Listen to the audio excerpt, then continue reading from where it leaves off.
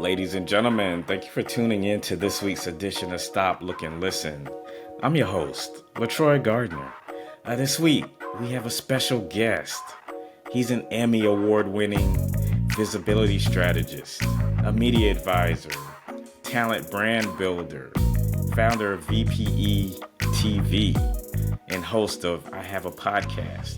Even, spent some instrumental years at MTV. We got Vinnie Potestivo. Hey, Welcome to the hello. show, Vinnie. What's going on, man? How are you? Thank you for that less than humble introduction. It sounds like written by my mother or my alter ego, but thank you for that. It took Is hard work to get here. Let me stand in that. It took hard work to get here, and if I can lean on that track record and help people Uh-huh. get visibility and not have to go through what we're about to talk about, looking back at MTV and Bravo and television, in the Y2K era, the gatekeepers of media, we could talk about the future of where we're going with this. Like that's what gets me to show up. So, bro, thanks for creating the space to have this conversation. That's where it Right. starts, is space or Is that the platform. most difficult thing is to Space. like define yourself, you feel? To find, well, yeah, right, because it's something that's constantly evolving, Uh-huh. constantly changing. The definitions are based on facts. Facts are based on truths, and the truths often change based on given circumstances. That was sort of like the idea that I had behind like reality TV. I want to change conversations. I gotta show people the truth so that people see what the facts are, as opposed to just hearing what media says are the facts and then thinking that that was the a truth. Like I gave people back their ability to tell the true version of themselves. And Y2K 2000, 2007 at MTV was a pivotal time in storytelling and ownership of us having a voice, not just representing our communities, but us having a voice in our actual representation of ourselves. It's like a big opportunity, and the precursor to that, I think in some ways what happened at MTV from 2001 to '07, maybe, '07, '06, maybe I would say, is like we learned storytelling by watching the end product, the end result of what was on television. And then in '07, '06, right, we get social media. We're really leaning into more than just connecting with our friends, but, our awareness of like the awareness of an audience that could be possibly larger than the audience that we know knows us in real life. Like that's the first time I experienced that. Even in reality TV, season 1, Jessica Simpson, Osborne, they don't know what the world is gonna. They don't see the episodes until the night before it airs, before everyone else in the world sees it, and they don't have final say in what makes it to the actual show. So there's a lot of trust in. I get nervous talking about this kind of stuff because I hate talking about the things that went wrong, but it's creative. It's a process, it's a collaborative process or an integrative process, and we did both. All right. Well, I mean, just give us a rundown of the shows that you brought to life, during those MTV and even with the Bravo era. And then was it hard convincing these celebrities to like remove that mask of mystique and take us, inside their four walls into their lives on a daily basis? I'll answer that question first. I don't think it was difficult for them to do it if it was something that they were already doing. Some artists truly have. Look, you have to first acknowledge that we have different personas. It doesn't mean we're different people on or off camera, but like Latroy, the way I talk to you one on one when we're talking about media, I will probably talk to you very differently if I was in church with my grandmother versus on the beach with my cousins versus with a bunch of our peers in a recording. Like the vocabulary changes. Like I have different. I lean into. That's the beauty of me having an audience, you having an audience, and this being a community is like I can lean into that persona. It's not a different version of myself. It's just the version of myself that I feel comfortable in this energy exchange. So that just I gotta say that because like it drives me bonkers when people say, "Oh, this, they're fake off camera, and they're this way on camera, and they're this way off camera." I don't know how to tell you this, but like a lot of reality TV that's not so real still has real repercussions. I mean, a lot of people that said, a lot of reality stars that were criticized for being on scripted reality programs where they were told what to do and it's not real are really in jail right now. I don't know how to say that, but like Chris Lee's, Teresa. I mean, I know a couple of people who are like, there's real repercussions. So it drove me bonkers when people, it's scripted. That didn't really, you call someone out in front of the world and tell me that didn't really happen. Right. It absolutely does. And that accountability matters. So sometimes I was successful. Like a fail that I had in reality TV was with Foxy Brown. I wanted to do a reality series with Foxy Brown. I'm like from Staten Island, Brooklyn. It was a cool opportunity for her to come back. I kind of get to MTV in '98. A lot of big stars get to MTV in like '98 to 2001. Like if you were to look at my class of media that I started with, it's like Jennifer Lopez and Ricky Martin and Mandy Moore, Britney, Jessica. Like it's a very specific class that went on. But 50 Cent was just coming out. Nelly was a brand new artist. They had good things to say about her, and she came from a period in music where it was she was very protective of her brand and family, and ultimately, I don't think that worked out because we didn't have the. I wouldn't even say we didn't have the access. We did have the access. I don't think that she was comfortable with one specific version of herself, and it became hard to tell that story. But I got to be honest, that failure opened up one more failure that I spent millions of dollars on. I did Newlyweds with Nas and Khalees. We did like 8 episodes in the can, color corrected. It was coming out, and then executive shift happened at MTV, and that show got canceled before it made air. And then The Hills came out, which is another show that I got to, which was a spinoff of Laguna Beach. In the city, which still is a pretty big show for that network. So that was tough, watching that show fall to the side on it, which started to talk more about like other types of family-oriented content that we could have. Run's House comes out. I'm also at MTV while Nick Cannon is growing out of Nickelodeon, so I hire Nick to be the host of TRL. He was going to replace Carson Daly. He didn't like that. He didn't like that job. So he came up with Wild 'N Out and pitched it, and MTV said no. And it was like September, October. They passed on it. And then he was still dating Christina Milian at this point. The two of them went and recorded it. He put his own money into the tape so he can come back and show them what Wild 'N Out really was. And it's the first time I saw somebody get a no, then put their own money in it, and then get a yes. And I learned a lot from that kid, Nick Cannon. I mean, I learned a lot about the intention of showing up and making sure people understand your vision and how it's going to be supported.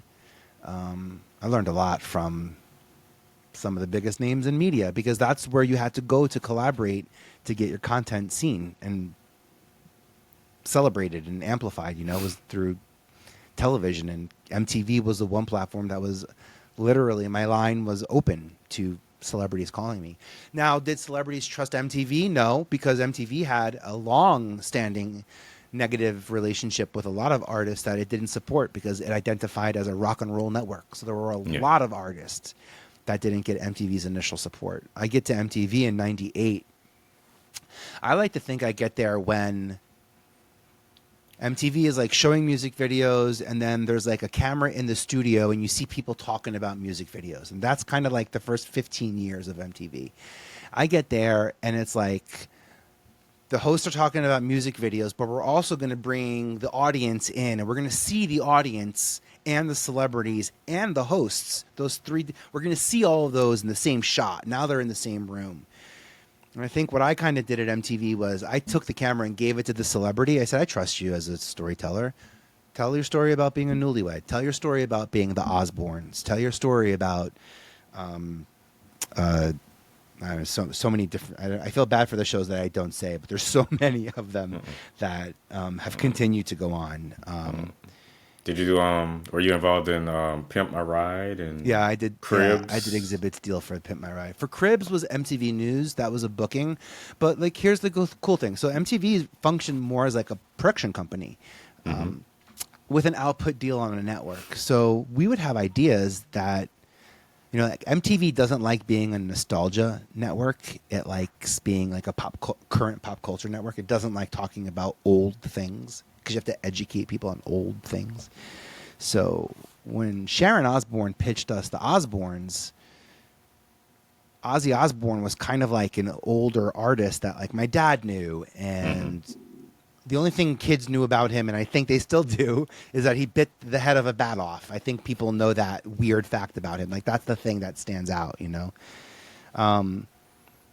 So it was a quick pass on that idea because like we just weren't looking to get nostalgic, and no one knew who Ozzy was. But my boss and the powers that be believed in the idea. They used Cribs as an opportunity to get Kelly and Jack Osbournes to give us a tour of that house. And usually the celebrity is the only host. Usually you don't see the family. So it was a little break on the format, but it did really, really well. And we were able to take that segment and then cut that segment down and start to really examine and develop what the Osbournes could look like. So like sometimes when you have an idea, the thing you like, what I learned to do at MTV was like we would plug talent in, see if they could do live TV, because not everybody knows how to do live TV. It's hard, especially when you've got, Diddy changing his name every week, and you don't know which member is still in Destiny's Child. Right. Pop culture is a turbulent time in the Y2K era, and you make one mistake, unfortunately, and it can cost the network millions. I saw it happen with Ashley Simpson on SNL when the wrong song played and she didn't know how to sing. She didn't cover up that the wrong song was playing, and she kind of looked like she was like a fake singer and a lip singer and someone who wasn't a real artist. The sad thing is like Ashley actually has a tremendous voice, and she's written more hits than Jessica has, by the way. Her father told me that. But one mistake like that, when you're that visible on the visible platform, could really be detrimental to your career if it, pulls away the validity of your credibility as an artist. So if I can do things to help people surround themselves with content that they own, and the trick to that is the context, right? It's like, yes, you own the episode, but what we do with the episode matters more than the episode itself. It's like any good movie. Most people are going to see the trailer. A lot of my friends are going to see the trailer to like the X-Men and superhero. They might not sit there. They know who the actors are. They know who the cast is. They can certainly talk about the project. They're not going to watch the whole 2-hour project or 3-hour project, whatever, but they will watch the trailers. So like what we do with this content matters. And I'll tell you what they don't do in movies? They don't repurpose content. They don't hope someone's going to like it and hope it goes viral. There's intention behind it. I call it pre-purpose. They pre-identify who's going to support this. They reach out to 5 podcasters and say, will you support this on April 15th? Will you support this conversation on your platforms? Can we sync up a global conversation? Will you be part of that? Can we rely on you? They have those conversations. Sometimes it's like, can you pay me? Yes, we'll pay you for support because this is marketing and this is a business model. And it's actually a brilliant way to be making money right now. If you have a strong brand, is because in audience development, you have the opportunity to connect your audience to opportunities. That's what I'm getting paid for now. Brands don't pay me because I'm an Emmy Award winner or I had Beyonce on my last podcast episode.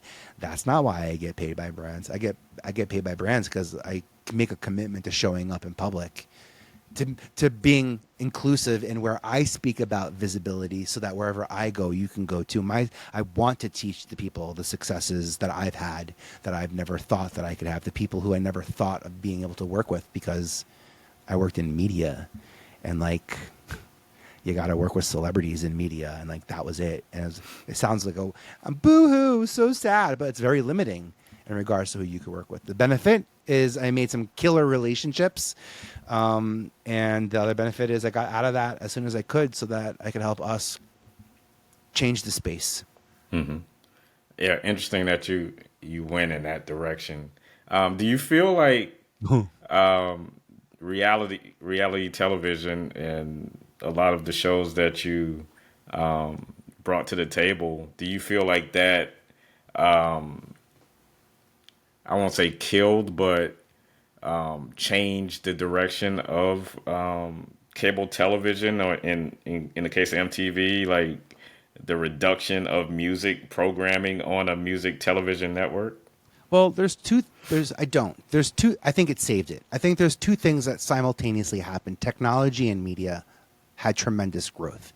And when technology grew faster than media did, i.e., in the era of Napster and file sharing and on-demand content, programmatic on-demand content, that was not something previously available.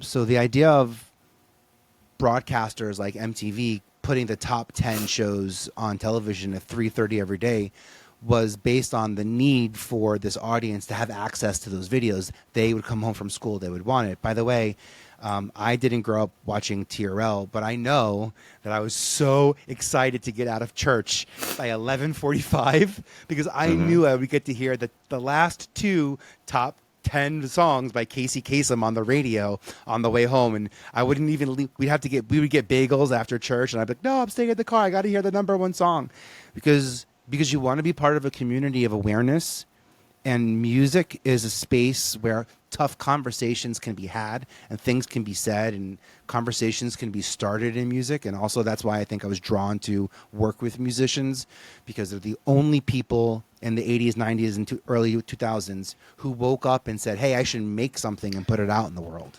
We do that now. We didn't do that then. And I'd never even wrapped my head around being able to do that. I just wanted to support people who made content that changed conversations. And I think that it saved a lot of media platforms because music is expensive. It's a very political, it's a highly, it's way more political than media, if you ask me. There's way more fragmentation and segmentation in how people get paid, in the record, in the recording, and the creation. I mean, there's a lot of touch points there. And that's expensive. And what MTV did was show other cable networks that we could create 30 minutes and 60 minutes of programming and not spend more than a couple of hundred, if we not spend more than a couple of $100,000 per episode, where most episodes cost $2 to $3 million. We can do them in 1 to 2.5. And Osbournes was expensive season 1. I remember our per episodes were over $1 million because we were figuring it out. Right. But then you figure it out real quick. But then we made so much money as a network because no one else was doing what we were doing that we were able to take risks. The benefit for us back then was when you're a network like MTV that knows that there's room for growth, you take more risks because you say, well, the whole world isn't quite watching us yet. We're not at maximum viewership, so we could take some chances. But it's all about space. It's all about space. It starts with space. Space costs nothing.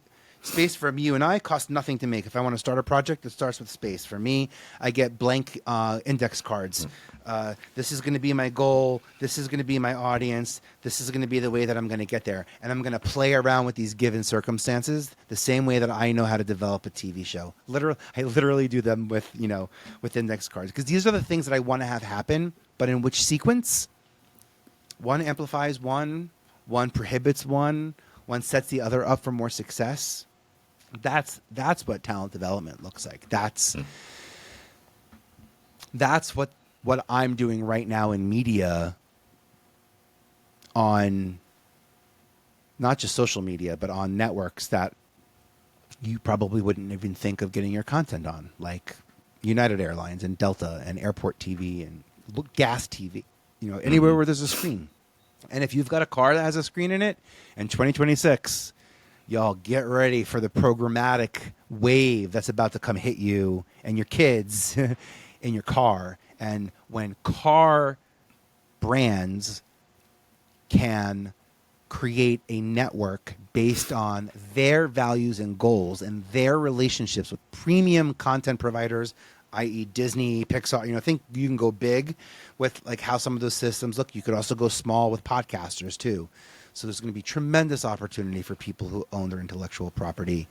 And I would also be willing to say that by the end of 2025, the thing that's going to change media forever, that we will forget never was possible, is that we will all be able to pay to go to Netflix and upload our long-form content, and we will have an address called Netflix, and we will be able to tell people to go watch our podcasts and our talk shows and our content that we're creating from home, or that we're sinking tens of thousands of dollars into, and give it a global address of Netflix. I think that's going to shift how we create content when we're allowed back on the same premium platforms we once were. Because 5 years ago, we were allowed to take our podcasts and upload them to Amazon Prime. But Amazon Prime wanted to charge people a subscription fee and wanted to release premium content. Actors won't go and create premium content if you're not showing premium content. So one had to, make sacrifice for the other. But if you ask me, where is the future of media? Right now, there's segmentation, right? There's segmentation in like where the media hits. There's segmentation in the audiences, and it looks like integration in the future. And Friends, the TV show, and this podcast with LaTroy can be seen in the same space because it's the same viewer.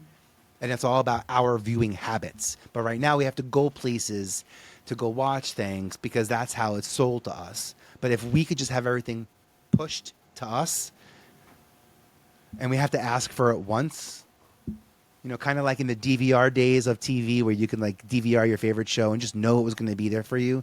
Now you have to, what day is it? When does that show come on? Like what app am I watching? I do that with Yellow Jackets. This show I can't remember where Yellow Jackets is. I end up watching 15 trailers on every other platform before I think it's HBO, but or Max. I think that's the problem. Is like I'm old and I'm caught in that media vortex. Yeah. Dr. Todd McLean provides periodontal and dental implant services in 2 convenient locations. They offer over a decade of experience treating patients, and appointments can even be scheduled in the evenings, weekends, or early mornings. Give them a call in Chapel Hill at 919-537-9774 or in Durham at 919-484-8338 or visit them online at gumsandimplants.org.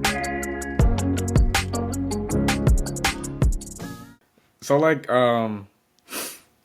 you personally, how did you handle that art of transition from television to what you're doing now? Did you see it in advance, or did you have to play catch up and catch the tail end of it? Yeah, that's a great question. I think that I got into TV. I imagine this metaphor because I'm from Staten Island, so I imagine like little chubby Vinnie on like the Jersey Shore on like a boogie board. I've rode the wave of new media from 1993 to now. When I was a junior in high school, I became an intern at my local access channel in Staten Island and learned how to digitize tape, beta tape, and make it digital. I learned the control room. I learned etiquette. I learned the construct of media distribution and production. In 1998, I started my own production company by creating a talent database. I created a database on Excel. I put out an ad on something called Backstage. I say, send me your headshots and resumes. I'm building my casting database. 1 Campus Road, Student Box 577, Wagner College, Vinnie, I was a student.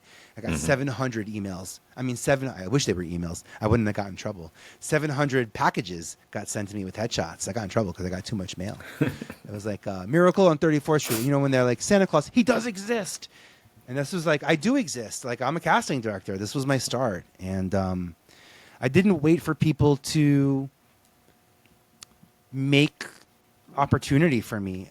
I did what I could, not what I should. I got really creative, and I followed my creativity and my intrigue and my curiosity, and I was thorough. I didn't just investigate, and I wasn't just curious. I gave myself projects. I wasn't just curious about networking. I built networks. I wasn't just curious about web pages. I built web pages. I wasn't just happy about in college. My job was like fixing people's their papers, Microsoft Word and fonts. And you know what's crazy about that skill set of of fixing so many people, different types of is that I get to MTV and I have to now write something on a piece of paper, a show idea on a piece of paper in an email that's going to be out of the picture for people, and it has to stand itself. So it needs a tone, and it needs its ability to do the things that it can do and not the things that it should. And that comes again in like being prepared, and I'm grateful to have figured that out. Mm-hmm. All right. So when it comes to social media, talk about the differences of, I guess, brand visibility working with social media influencers versus the celebrities that you worked with back in the day with, MTV.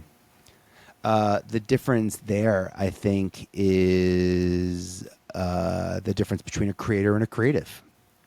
I think that's the difference. I think creators are people who create content with a goal of starting a conversation and retaining intrigue, interest, and fascination from an audience that they can monetize. And creators come up with products, and creators come up with opportunities to monetize their brand, versus creatives who aren't looking to monetize their brand. Generally speaking, they're being paid already to be creative, so they're reverse engineering what creators are doing, where creators are looking to get paid afterwards. Creators are being paid prior to what happens there. The limit there is that ownership usually extends to the brand and not to the creative, where the creator has ownership. So if the creator is looking to do something with their media, meaning you're shooting it in 4K, because if you're shooting it anything less than that, no platform is going. I don't want to say no platform. There will be platforms that will take 720 and 1080, and maybe there will be nostalgia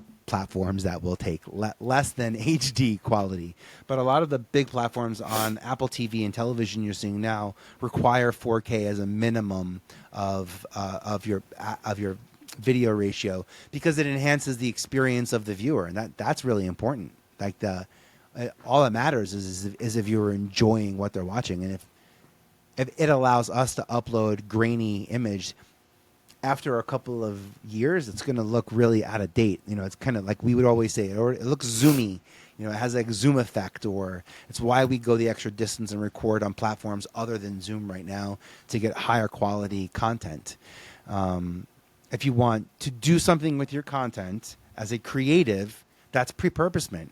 You're looking at distribution. You're looking at integration. If you're looking for growth from content as a creator, you're probably looking more for collaboration. You're probably looking for an implied growth of your perceived brand versus the explicit growth of your brand, where I tell GPT and Google, you are an executive producer, you are a thought leader, you own an award-winning company, like you are explicitly an entrepreneur, versus you get a lot of likes and shares on your social, so it looks like you're an expert in your field. Both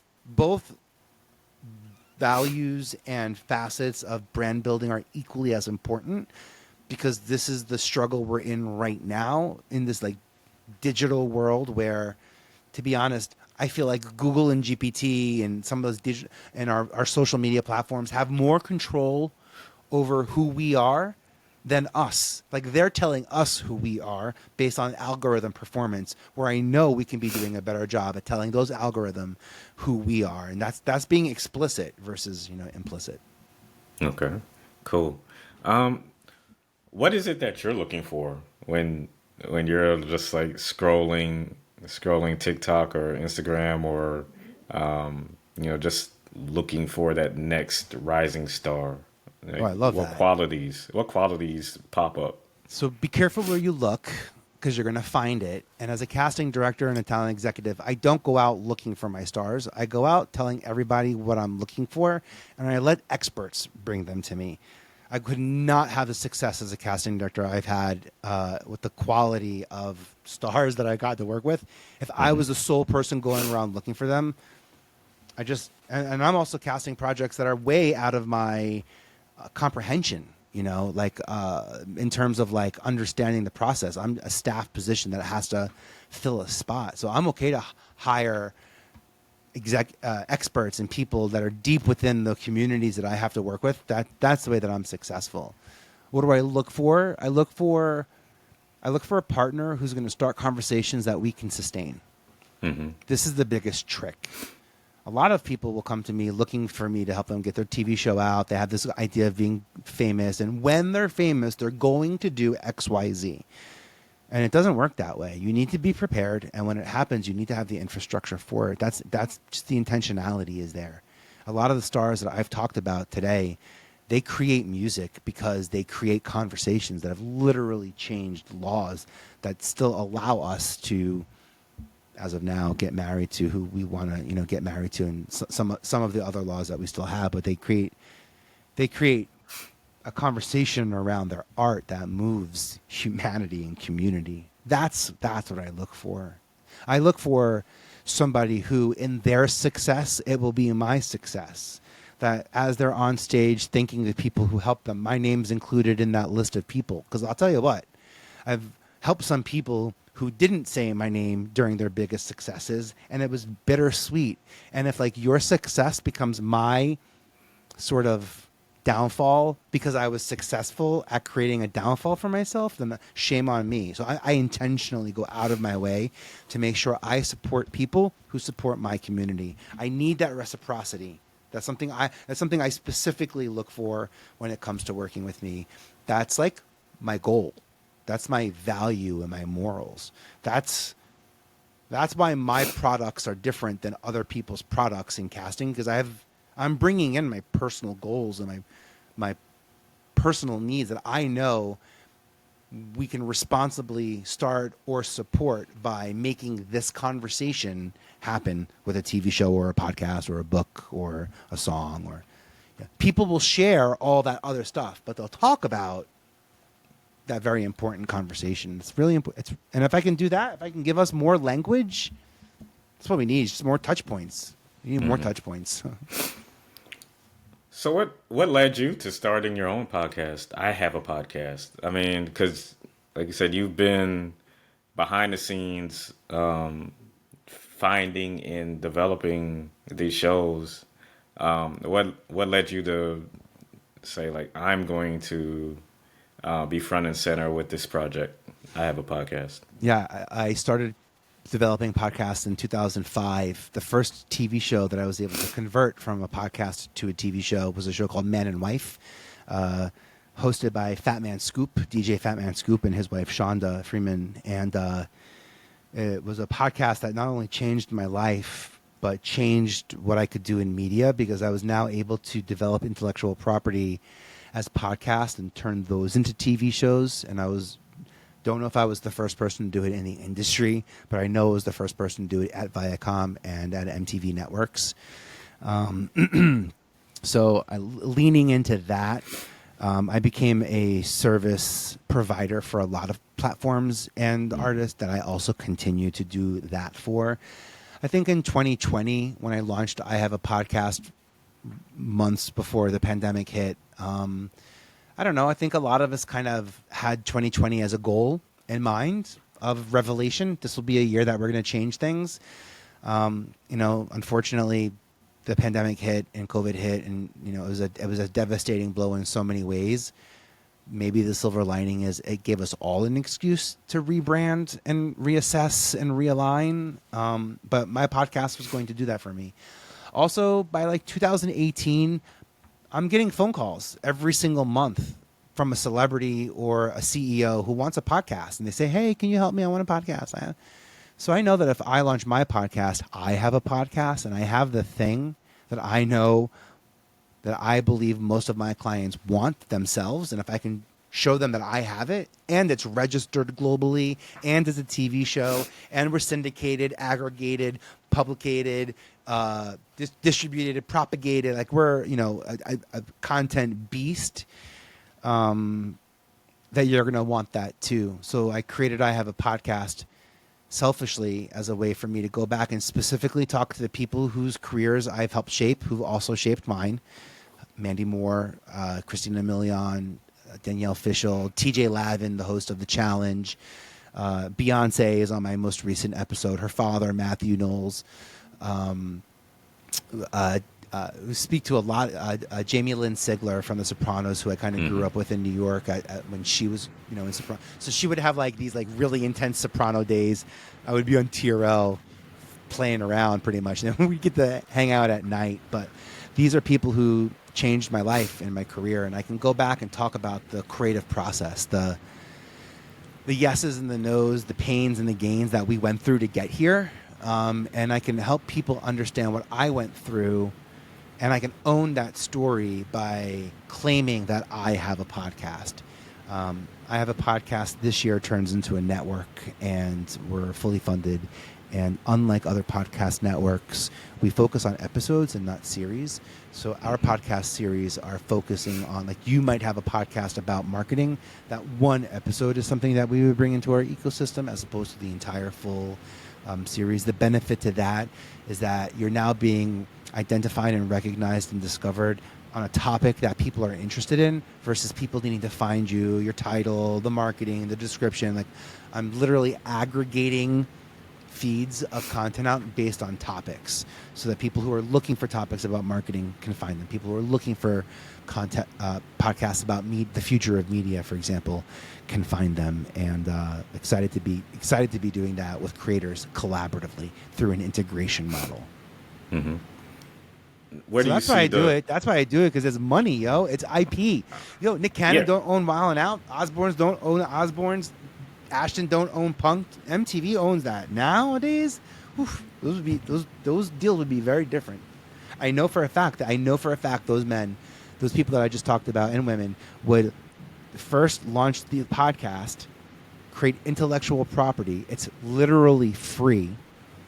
You own intellectual property, then you bring that into the pitch and you say, this is the idea, now license it from me in America, not purchase it from me.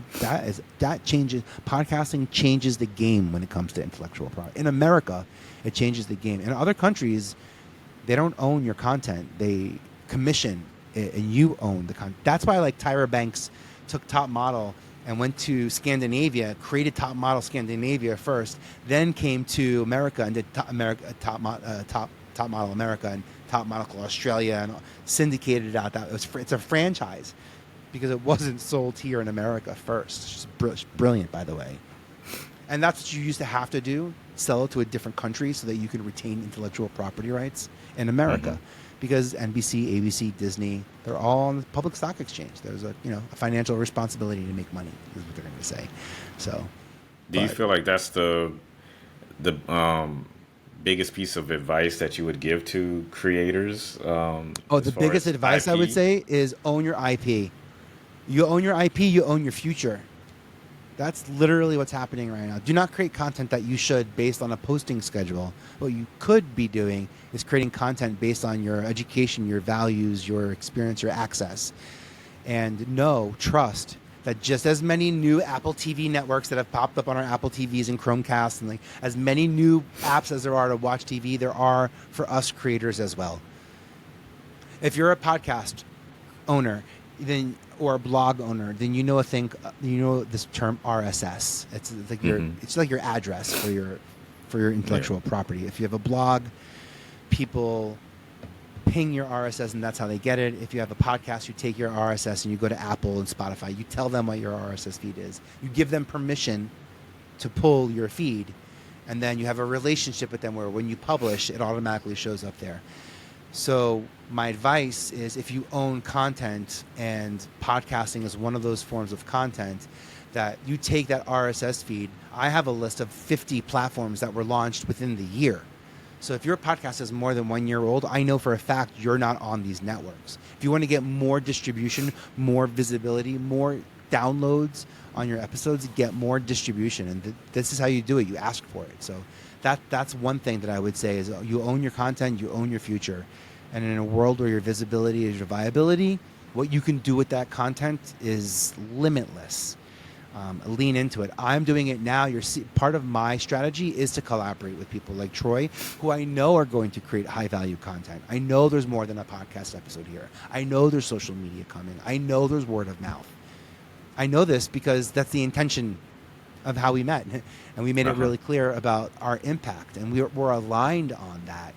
So I also use this opportunity to say, so that's why I'm begging you for a 5-star review on this episode. Like, let this be it costs nothing. It costs like zilch, $0 to leave a 5-star review. You got this far. You don't know how to spell my name. You're trying to figure out, is there a link someplace? Troy, I'll send you the link. You'll put it in the show notes. There's lots of freebies that people will get, all the support that you want, everything I've talked about, a step-by-step guide to. But more importantly, I'll meet you in the 5-star reviews and take a snapshot of that and share that with me, and I'll amplify that. I amplify action, not support, and I really appreciate that. Right. Vinny, what's something about you that people would find most surprising? They wouldn't find it surprising to know that I wake up every morning and feed my dogs and enjoy like my little morning routine. But I got into sourdough, gluten-free sourdough. I'm like a professional, man. I kind of like even I want like a side. Side jobs just mean you need to widen up like your path, because it means like God gave you another gift and you shouldn't just put it on the side. You should truly nurture it. Right. But like, my sourdough, I do the slicing thing on it and it comes out like art. Like I watch hours of YouTube to practice on it. And what's funny about it, and I'm all about the plating. So even as a cook, I'm all about like what the plate looks like. So I'm a very visual, I'm a creative. It doesn't stop there. So that's one thing I would say I got locked down. You ever get in a baker contest with me? And I'm like, oh, I don't know how to cook. I'm gonna get you with this sourdough, man. And I slice, and I cut it up. I didn't like make faces yet. I want to try. I want to put like De Niro. You basically do these things where you cut into it, then you bake it, and it kind of like opens up. Anyway. You have your like Emerald Lagasse, Bam. That's it. Yeah. And every morning I feed my dogs, and you have to make a gluten-free sourdough. You need to have a starter kit, and so it's like something you feed every day. And I call her Dolores for dough. So I feed Dolores and my dogs.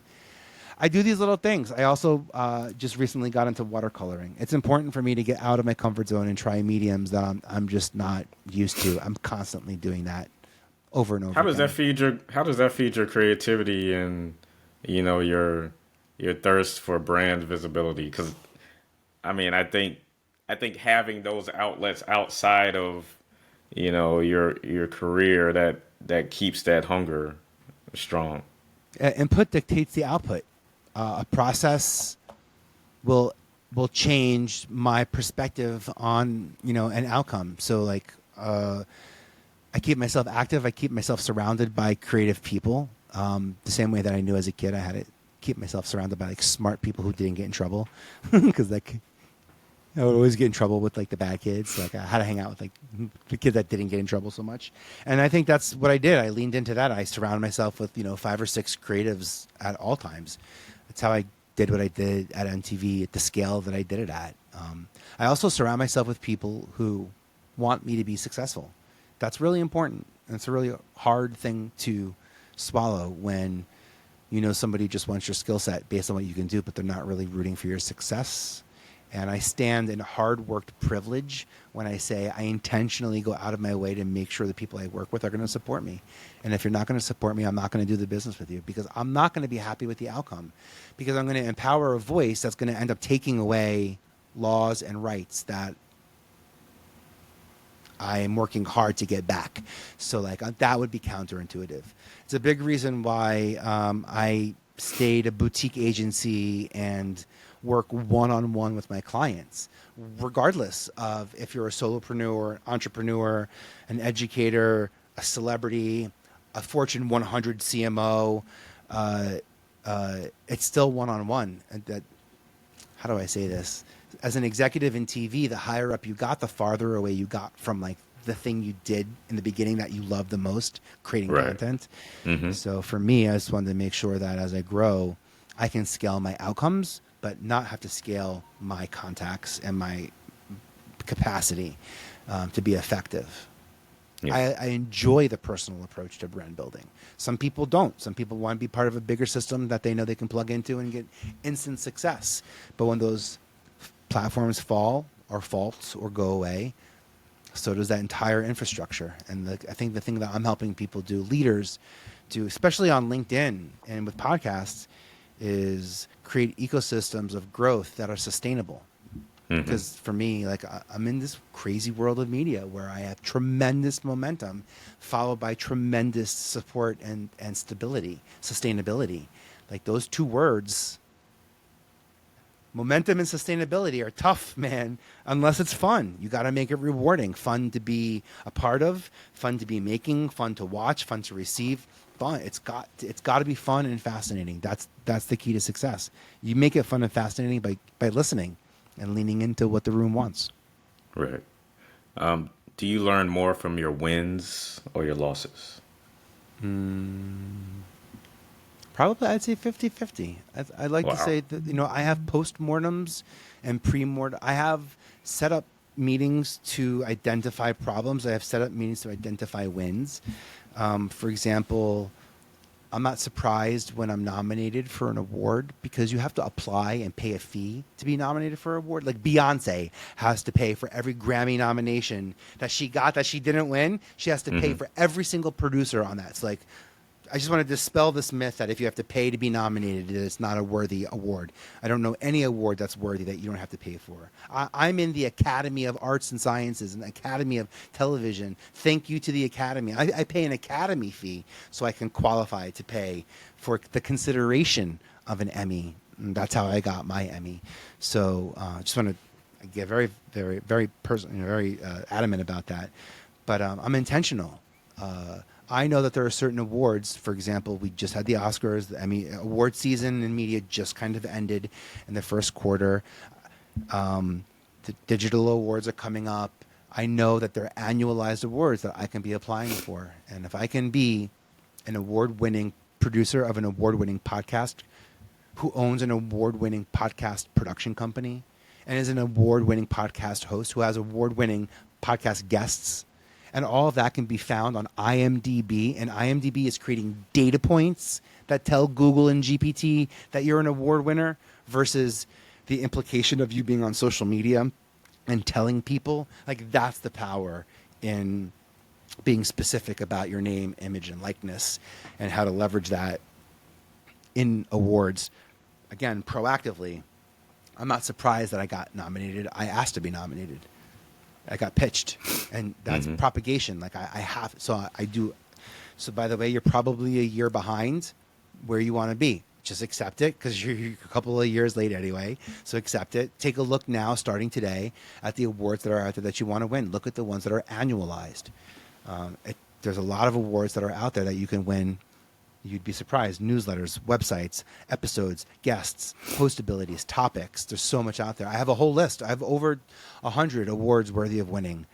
Troy, I'll give you the link in bio, and I'm linking in bio. I'll give you the link and we'll put it in show notes so that people can get access to it. They don't realize how many awards are available out there. And awards are a good differentiator. Awards you win in community. So like, I don't just win. Me and like 5 other people win because it's a project, me and my editors, me and my graphic designers, me and my sound engineers. Like, it's me and my co-producers. Like, we win as a team. So I lean into that. And I'll tell you what, I also leverage the fact that I know how to create content that wins awards, that is recognized by my peers and by an audience. I leverage that when I talk about why you should hire me as your media strategist and advisor versus other people, because I know how to not just create great content, I know how to get it, make it award winning, because I know how to process and claim awards. I know how to amplify that win, both from an implicit perspective and an explicit perspective. Because I've seen talent brands do it my entire life, my entire corporate life.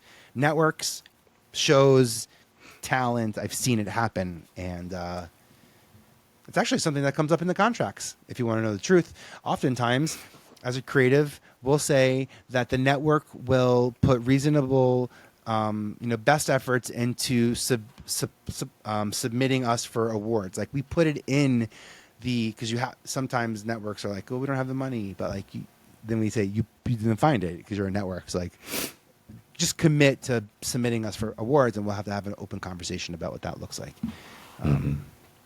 It's all based on that process of submission and approval, and knowing that you have to ask for the things that you want, and not being afraid to ask for a lot. That's why I like doing this, because I've been in rooms where people ask for things. I heard the Osbournes got $1 million check when they hit a certain viewership number as we were doing the deal for Wild 'N Out. So I called up Nick and I was like, Nick, ask for $1 million if you hit like anything past 5% share on an audience, because it's precedent. So I know that like if it's precedent and we did it for one, I know we can do it for another. And like, it's not my money, and like, you're my bro. So anything I can do to help you, like we're in this together. Your success is my success. And so keep it up. Right. What's next for you, Vinny? It's always. I know we next. have the podcast network. What else? Yeah, it's a cycle, man. It's I don't know if I'm on my what journey, what orbit. Sometimes my orbit syncs up with certain people, and I'm like, oh, we're on an annual. We get to see each other once a year or every 5 years. I'm moving. I'm constantly evolving. I have a strong point of view, and I do have a strong character, so I feel like that makes it easier to move quick and change slow. I'm always changing, constantly evolving. I'm not waiting to pivot to do some like giant, I'm not going to have pink hair and like, change my look or like do anything. I'm just not. I've built my brand on consistency of context, not content. I don't have to show up every single day for you to know that I exist and that I'm making impact. And I also make it really easy for people to find me by being available on LinkedIn. I think that's a big part of being a leader, is being accessible. So what happens next? I don't know. I threw out a couple of big ideas. When Netflix allows us to be able to park our long form content on Netflix, how sexy is that going to be? You see my show on Netflix? Oh, where's your podcast? Netflix. That's sexy. By the way, YouTube is sexy too because it's getting views, but like, I don't know. It's market positioning. One you have to pay a membership for to get. It's a little bit more premium, and you're surrounded by more premium content as of now. And the other is more user-generated content, and a little bit like cocky. It's not good. It's not good. But that's because people who aren't aware of some of the mechanisms that we use to make great content, to make good content great, they're just not aware of some of those things. Like audio and 4K on video, like small little things that have such tremendous impact. When I found out that I was not in H definition because I chose to use the bad camera, and I'm like, wait, I put me in not def? Like I got to make better decisions about myself. And that's like, there's brand visibility right there, right? Like the camera that I choose to use as I show up in your space, there's an intention behind that. Yeah. Before we wrap, where can we find you? I know you said LinkedIn. LinkedIn. Where that's else? it. No, LinkedIn. Don't get complicated. Look, if you know how to listen to podcasts, I'd love you to listen to my podcast. It's called I Have a Podcast. Actually, if you leave LaTroy a 5-star review, and then immediately after leaving that review, you go to my podcast and hit download and play an episode, what it potentially could do, and do this specifically on Apple, not on Spotify or any other channel that's out there. If you're listening to this on Apple, for example, by listening to my podcast immediately after LaTroy's, we send a signal that our audiences are similar, and potentially LaTroy's podcast could be given visibility on my podcast page because Apple has this feature called people also listened to or also liked. So like, that's a data point that you as an audience member can create for us that would give us more visibility. And the more visibility you have, the more episodes you got. I promise you that, right? LaTroy, if we get more episodes, I get to come back. Did I do a good job? Am I okay? Yeah, you can come back whenever you want. Cool, man. I appreciate that. Thanks, dude. And y'all can hit me up on LinkedIn whenever you open door policy. That's why I do it. That's why I worked hard to have the visibility that I have on LinkedIn so that I can have autonomy in a public space on someone else's platform where I know I can make impact. Vinnie Potestivo. That's it. I have a podcast, MTV, Bravo, VPETV. Oh, you know it all, man. I know it all. Sourdough. Sourdough. Enthusiast. Yo, I asked Watercolor ChatGPT. painter. I said, ChatGPT, everything you know about me, draw an art. I saw this trend going around the other day. ChatGPT, everything you know about me, paint a picture of me. It painted me as like a sassy Latina who liked schnauzers. I was a podcaster, and I was surrounded by gluten-free. I guess I've been asking for gluten-free dough recipes lately, so I got called out. But I think that was funny that it made me a sassy Latina. I leaned in. I couldn't wait to post that on LinkedIn fast enough. And that's the stuff. People are like, why would you post that on LinkedIn? LinkedIn is about accountability and leadership. No, LinkedIn is about authenticity. Leadership is a value, not a virtue. So I'm going to show up in my value. I'm going to demonstrate my virtues, but I'm going to show up in my value. That's what I do best. That's what makes me fascinating. That's the thing that you at home can tap into right now at no cost to anything else and lean into that will make you different than anyone else, is yourself. And I mean, to me, that's the perfect place to close this episode. And there it is. With the parting shot so by is. The one and only Vinnie Potestivo. And for Stop, Look, and Listen, I'm your host, LaTroy Gardner. See you next week. Peace and blessings.